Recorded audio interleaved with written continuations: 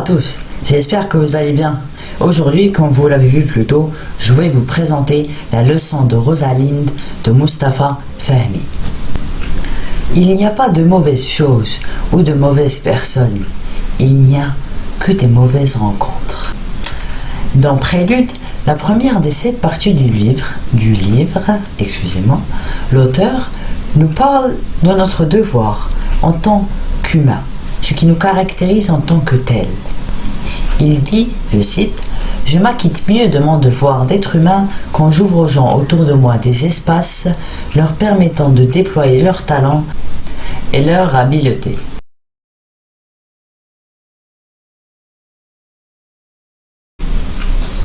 Ensuite, la deuxième partie, il nous parle du respect dans la société d'aujourd'hui.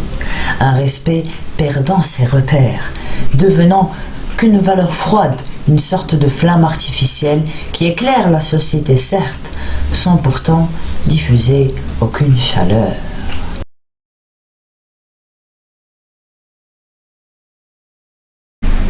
Dans Romance, troisième partie, M. Mustapha nous apprend à toucher avec les mots.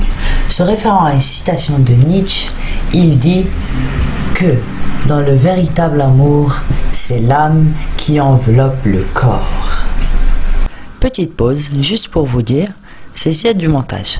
En fait, le livre, la leçon de Rosalinde, est divisé en 7 parties. Enfin, je les appelle parties. Et dans chaque partie, il y a plusieurs chapitres. Chaque chapitre que j'ai choisi est mon chapitre préféré, c'est pour ça. Ne vous inquiétez pas, dans chaque partie, il y a plusieurs chapitres. Et aussi, abonnez-vous, likez la vidéo si vous le souhaitez et surtout, n'oubliez pas de commenter.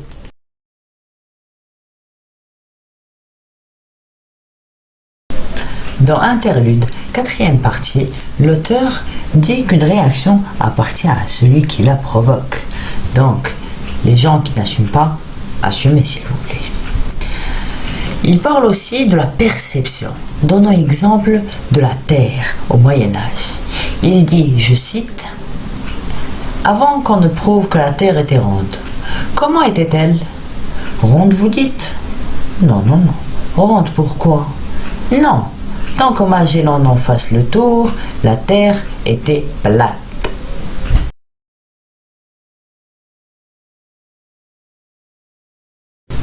Arrivé à Études, l'écrivain nous parle de l'étudiant. Il dit que si l'étudiant peut apprendre et s'épanouir seul, le professeur, lui, ne peut exister sans l'étudiant. C'est l'étudiant qui a un jour inventé le professeur. Et c'est dans la clarté des yeux attentifs de ses étudiants que le bon professeur se voit.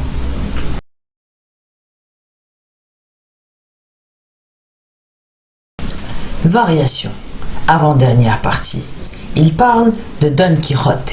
Don Quichotte s'étant fait accoster par un jeune chevalier et provoqué un duel, perd.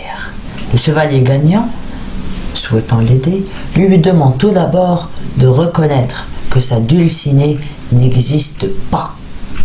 Don Quichotte, préférant la mort à cela, lui demande de le tuer.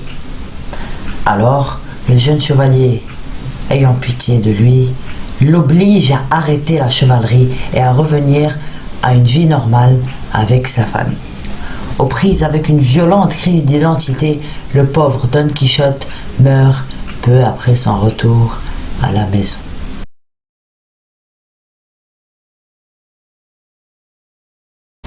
Septième et dernière partie.